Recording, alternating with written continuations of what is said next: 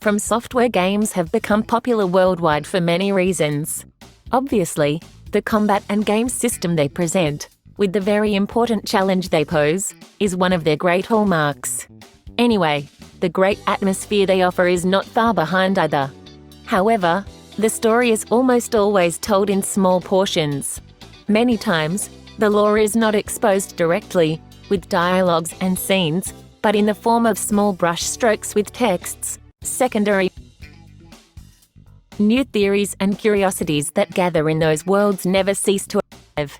Today, it has been discovered that Bloodborne's doll, the NPC that awarded higher levels, hid much more than we saw in the final game.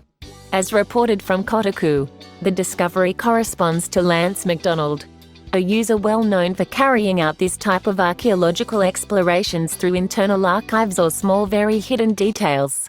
On this occasion, McDonald has published a video in which he explains that doll, that's the name of the doll, originally had much more to tell the player about the world of Bloodborne. How did you discover it?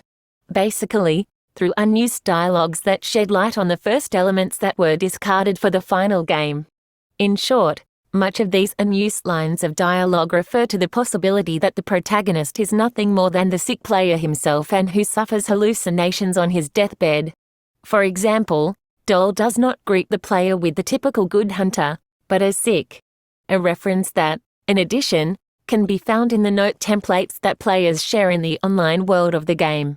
Likewise, when Doll welcomes the player, at the beginning of the game, in those discarded lines of dialogue she welcomed the dream of the sick, of those who are on the gates of death, and that could shed light on the strange central area.